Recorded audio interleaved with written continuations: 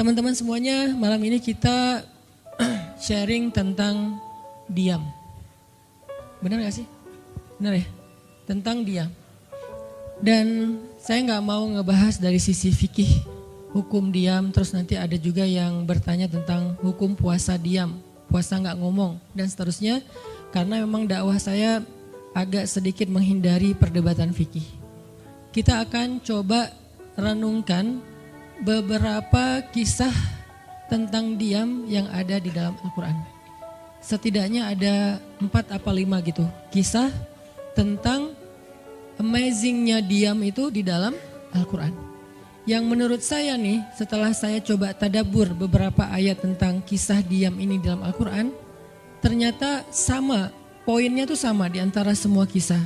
Bahwa diam kalau kita lakukan itu tepat dan kita punya alasan yang jelas, maka diam itu akan menjadi jalan lahirnya keajaiban dalam hidup kita. Jadi jalan munculnya keajaiban dalam hidup kita. Banyak orang yang berbicara untuk membela diri, padahal kalau dia diam, Allah yang bela dia. Kita ngebela diri kadang-kadang gak ngaruh, karena pembelaan diri kita tuh dianggap subjektif. Tapi kalau Allah yang bela dia, Allah punya banyak cara dan Allah menggenggam hati manusia. Sehingga ketika misalnya kita ribut dengan seseorang, setelah kita menjelaskan duduk perkaranya, kita ngejelasin yang sebenarnya terjadi apa, udah cukup diam. Dan jangan melanjutkan perdebatan. Kenapa? Biar nanti sisanya Allah yang akan beresin. Nah, ini butuh apa untuk bisa kayak gini nih? Butuh iman. Karena kalau kita imannya lemah, kita kayak agak meragukan Allah bakal ngebelain kita. Padahal kita dalam posisi yang benar, mungkin kita akan terus-terusan bela diri. Kita akan tulis panjang sampai di scroll, kita akan narasi dengan kata-kata, kita akan berdebat, kita akan kerahkan semua teman-teman yang bisa ngebelain kita. Kita akan cari semua argumen, kita akan cari semua kesalahan dia, dibalikin. Semua cara ini adalah cara orang untuk membela diri dengan cara berucap. Ternyata di Al-Quran Allah pernah menceritakan kepada kita cara membela diri dengan diam. Bahkan kadang-kadang ketika kita membela diri dengan berucap, justru Allah menjauhkan dirinya dari kita. Allah pergi. Kenapa Allah pergi dari kita, berpaling dari kita? Karena saat kita membela diri dengan berucap, dengan ngomong, dengan broadcast, dengan komen, dengan bikin caption dan seterusnya, kadang-kadang di dalam kata-kata kita itu ada hal yang justru gak benar. Ada yang bohong terpaksa gitu. Akhirnya gara-gara pengen bela diri kita jadi bohong.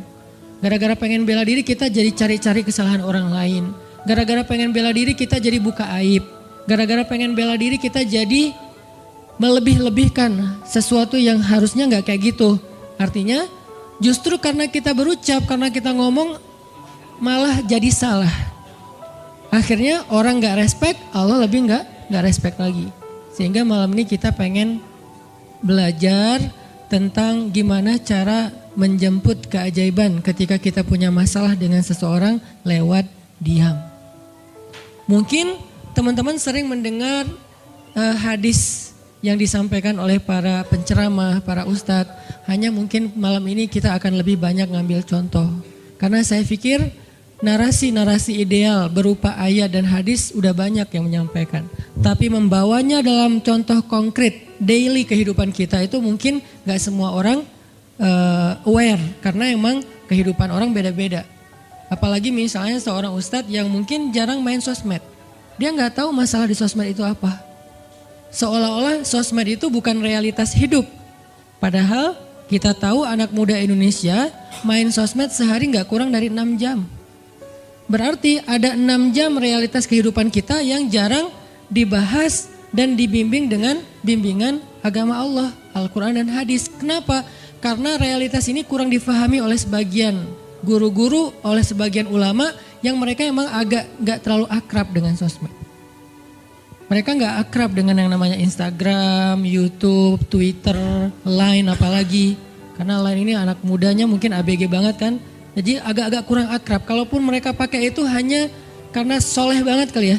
Karena soleh banget jadi mereka pakainya sebatas sekedar share ceramah doang. Jadi gak main. bukan pemain sosmed lah, sekedar menggunakan sosmed sebagai media panggung ceramah. Udah share, itu juga kadang-kadang yang nge-share-nya admin, jadi nggak ngulik gimana cara itu kurang ngulik. Padahal realitas sosmed itu udah jadi realitas daily kehidupan kita. 6 jam kita ada di sosmed dan 6 jam itu tetap waktu yang akan dihisap oleh Allah. Bukankah selain harta, selain tenaga, selain amal, waktu juga akan dihisap? Maka waktu kita 6 jam itu apakah tidak ada hubungannya dengan agama? Ada banget. Sehingga saya mencoba untuk semampu saya bareng dengan kita semuanya belajar. Bisa nggak ya kita jadi smart netizen?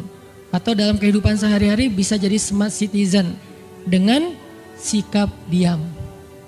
Gimana sikap diam citizen, smart citizennya? Lagi di jalan, ketika orang lain mungkin bikin kita bete, bikin kita emosi, bisa nggak kita diam? Di rumah ketika kita berselisih dengan pasangan, bisa nggak kita diam? Di kos-kosan ketika kita digedor-gedor terus minta uang kos-kosan sama bu kos, bisa nggak kita? Salah. Itu mah ngumpet ya? Salah contohnya. Ya gitulah pokoknya. Jadi kita akan coba bahas diam ini dari angle daily kehidupan kita. Karena saya lebih suka kayak gitu biar langsung praktis bisa dipakai. Memang hadis-hadisnya banyak. Salah satu yang paling terkenal, man kana yu'minu billahi wal yaumil akhir falyakul khairan aw liyasmut. Cuman contohnya doang yang beda-beda. Narasinya sama, kontennya sama. Cuman contohnya beda tergantung angle seorang ustadz dan wawasan kehidupan yang dia jalanin. Dia hidupnya sebagai apa? Kalau hidupnya sebagai seorang ustadz yang ada di dalam masjid, mungkin ya contoh-contohnya adalah tentang di dalam masjid, tentang bergaul sesama ustadz, dengan aktivis, manggilnya akhi ukhti. Tapi kalau dia kehidupannya main, berarti dia akan ngambil contoh tentang main. Gimana kita biar tetap bisa soleh walaupun kita lagi main dan seterusnya. Tapi narasinya sama. Man kana yu'minu billahi wal yaumil akhir falyakul khairan aw liyasmut. Atau nanti cerita yang lain kata Nabi, yang paling banyak memasukkan orang ke dalam api neraka 2. 1 lisannya, 2 kemaluannya. Ini 2 hal yang paling sering menyebabkan orang masuk neraka. Kalau kemaluannya kita tahu artinya dia hawa nafsu, syahwat. Kalau lisan ini ngomong, justru gara-gara kita ngomong banyak, kadang itu jadi kayak pemberat timbangan keburukan kita dan itu tuh rugi gitu. Makanya kita perlu belajar, bukan saya ngajak kita, kita diam aja seharian. Kayaknya agak kurang fair juga ya. Dan saya juga gak diam seharian. Susah kalau untuk diam seharian, apalagi sama keluarga, kan kita butuh ngobrol sama teman. Ya serealistis mungkin dan senatural mungkin. Cuman kalau lagi ada kasus bisa nggak nih kita diam? Terutama kalau lagi ada kasus. Terutama kalau lagi ada masalah. Dan saya yakin kita tuh pasti sering punya masalah dengan seseorang. Gimana caranya kita diam? Gimana cara Nabi diam ketika diomelin oleh Aisyah radhiyallahu anha? Ngomel, diam. Aisyah ngomel kepada Nabi, nggak menceritakan aib orang lain, nggak mencela, cuman ngomel karena lagi cemburu. Nabi diam. Beres Nabi diam, baru Nabi nanya, udahan Aisyah? Udahan. Terus Aisyah mau apa? Udah. Jadi nggak didebat sama Nabi. Padahal Nabi kalau mau mendebat, hadisnya banyak banget. Tinggal sesungguhnya saya bersabda, kan beres ya. Udah selesai. Tapi kok Nabi nggak pakai hadis? Kok malah kita yang pakai hadis Nabi untuk mendebat? Sementara Nabi pemilik hadis nggak pakai hadis buat berdebat. Kalaupun beliau berdebat, perdebatan yang positif, perdebatan yang konstruktif, yang membangun, yang memberikan hasil yang insya Allah tetap menjaga akhlak. Itu yang disebut dengan wajadilhum billati hiya ahsan. Tapi kalau dengan keluarga, Nabi itu nggak suka debat. Istrinya ngambek, istrinya rame-rame nggak mau nggak mau ngomong sama Nabi, ya udah Nabi di mihrab ngomong aja sama Allah sama Jibril. Ternyata lebih dahsyat lagi. Ketika Nabi di mihrab ngomong sama Allah dan Jibril doang, akhirnya istri-istrinya lebih dari seminggu ngerasa kayak nasib kita gimana ya, kok Nabi udah nggak mau ngomong sama kita lagi, kok kita digantung gini gitu kan ya. Akhirnya turunlah ayat Al-Quran yang menegur istri-istri Nabi gara-gara perilaku mereka kepada Nabi. Ini menunjukkan bahwa ayat-ayat tentang diam itu menjadi solusi itu luar biasa loh. Dan saya pengen malam ini sebagai motivator, katanya sebagai motivator saya pengen memotivasi kita supaya kita percaya diam itu solusi. Diam itu keajaiban. Nggak usah komen itu ternyata, nggak nge-reply komen head itu ternyata bagus. Nggak usah terlibat dalam perdebatan di sosmed, itu tuh bagus banget. Saya hari ini tadi sore posting tentang update berita di Palestina. Ada seorang perempuan yang ditembak di perbatasan sama orang Israel. Kenapa saya turn off si komennya? Karena saya tahu ini akan mengundang emosi. Jadi takutnya malah kemana-mana kan. Jadi ngomong politik, jadi ngomong apa, mending di turn off aja deh. Tapi kalau yang lagi saya dibully, saya biasanya nggak nge-turn off. Yang di turn off tuh hal-hal yang sifatnya memunculkan polemik yang semakin melebar, jadi kurang produktif. Akhirnya kita offin dulu komennya. Tapi saya tetap pengen share itu biar orang update berita dari sana tuh lagi apa. Dan mudah-mudahan saya berharap itu di repost orang banyak, akhirnya jadi minimal membangun awareness masyarakat dunia bahwa Palestina itu layak untuk merdeka. Dari dulu udah layak untuk merdeka sejak mereka dijajah oleh Israel. Itu aja doang sih kampanyenya. Tapi saya nggak mau kampanyenya melebar kemana-mana sehingga di offin dulu aja komennya. Kenapa? Off komen itu kadang-kadang bagian dari diam baik. Ngapain juga kita ladenin komen yang macam-macam walaupun mungkin komennya itu ada yang kita berpihak sama dia, sepaham dengan dia, ada yang beda. Tapi tetap aja saya lihat kadang-kadang komen itu berlebihan. Sampai muncul kalimat-kalimat mencela, sampai marah-marah, sampai caps lock tanda seru kan ya. Ini kan nggak nyaman lagi kan kalau udah kayak gini, mending diam. Nah di sini kita pengen belajar, diam itu ternyata ajaib. Diam itu ternyata benar-benar kata orang emas. Diam itu ternyata solusi. Diam itu ternyata pembelaan diri yang paling efektif. Kalau selama ini kita masih percaya membela diri yang paling efektif ngomong. Membela diri yang paling efektif itu bikin postingan. Membela diri yang paling efektif itu bikin caption yang bagus. Membela diri yang paling efektif itu komen. Membela diri yang paling efektif itu minta pembelaan dari manusia. Ternyata mungkin itu benar, tapi ada yang lebih efektif lagi. Membela diri dengan diam. Dan gimana cara membela diri dengan diam sampai mendatangkan keajaiban? Itu yang akan kita coba renungkan malam ini. Oke, yang pertama kita akan baca kisah diam di surat Maryam, surat favorit saya. Coba teman-teman buka surat Maryam, surat 19. Di dalam surat ini ada dua adegan diam. Pertama, adegan diamnya Nabi Zakaria. Yang kedua, adegan diamnya Maryam. Surat 19, surat Maryam, ayat 10. Sekaligus kita pengen belajar. Kalau kita lagi diam pas kita dicerca, ketika kita disakiti, ketika ada masalah dengan seseorang, kalau kita diam kita ngapain gitu kan gitu ya? Nggak diam doang kan, kita ngapain? Nah di sini kita belajar surat 19, surat Maryam ayat 10 dan 11. Kita tilawah bareng-bareng ya. Saya baca habis itu teman-teman ikutin. A'udzu billahi minasy syaithanir rajim. Bismillahirrahmanirrahim. Qala rabbi ij'al li ayah. Qala ayatuka alla tukalliman nasa thalatha layalin sawiyya. فخرج على قومه من المحراب فأوحى إليهم أن سبحوا بكرة وعشيا. Berkatalah Zakaria, Rabbi, berikanlah untukku sebuah pertanda bahwa aku akan punya anak laki-laki. Allah berfirman, tanda-tanda bagimu adalah engkau tidak akan bisa berbicara dengan manusia selama 3 malam berturut-turut.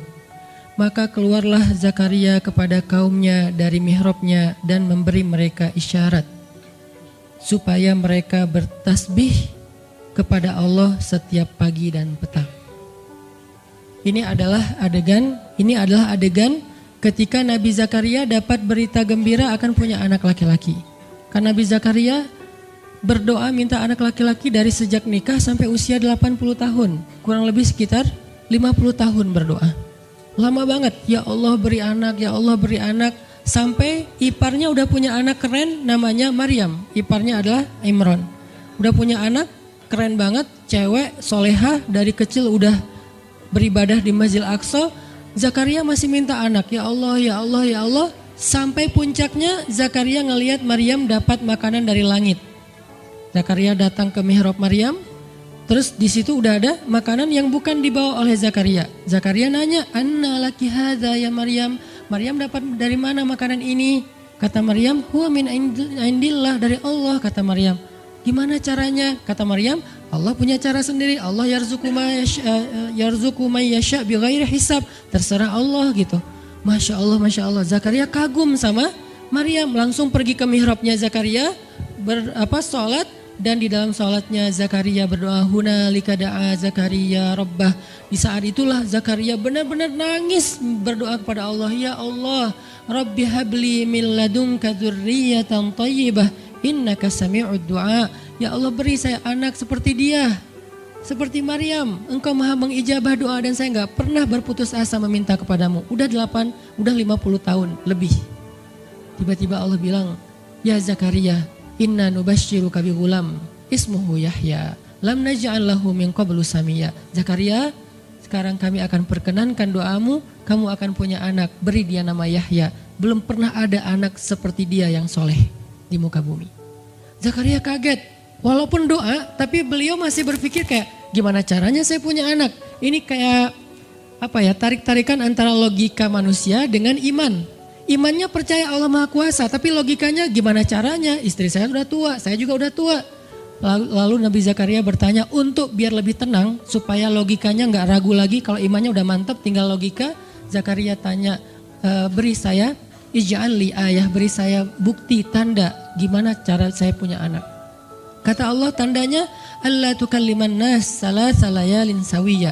Kamu tiba-tiba nggak bisa ngomong. Kamu sehat, kamu nggak punya masalah, tapi kamu nggak bisa ngomong. Mau ngomong tuh gak bisa. Kamu bisa tilawah, kamu bisa zikir, tapi kamu gak bisa ngomong. Bisa subhanallah, subhanallah, subhanallah. Bisa alhamdulillahi rabbil alamin. Gak bisa.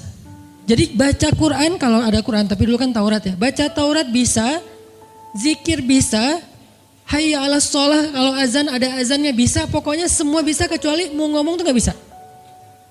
Masya Allah ya, luar biasa. Kenapa? Karena Allah pengen Zakaria zikir aja 3 hari. Jangan ngomong dengan manusia walaupun ucapannya baik kecuali zikir. Jadi kalau mau ngomong dengan manusia, subhanallah, masya Allah, alhamdulillah, bismillah. Cuman gitu doang ngomongnya.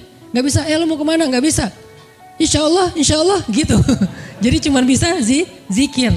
Saking Allah pengen Zakaria menghabiskan 3 hari sebelum Allah tunjukkan keajaiban hanya dengan berzikir.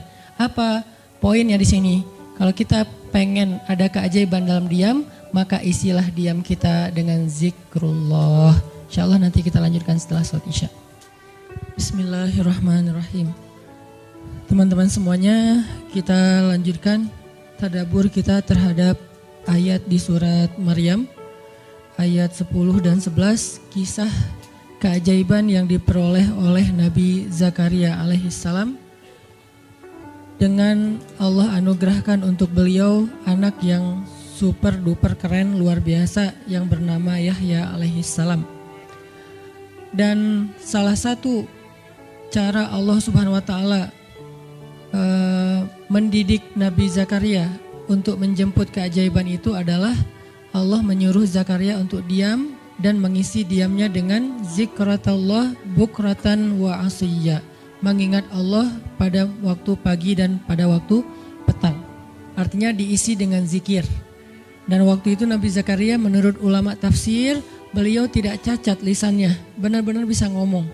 Hanya tidak bisa bicara dengan manusia tapi bisa berzikir. Jadi beliau bisa zikir, bisa mengucapkan kalimat-kalimat Alkitab yaitu Taurat.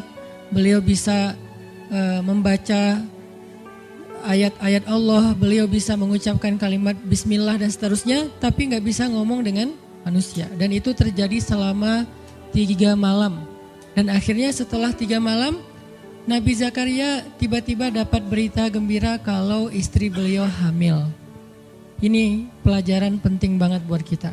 Kalau ini pernah berlaku terjadi kepada Nabi Zakaria, keajaiban dengan cara kayak gini, maka ini juga akan terjadi kepada kita. Itulah alasan kenapa kisah tersebut direkam dalam Al-Quran, supaya dia menjadi pelajaran hudan lil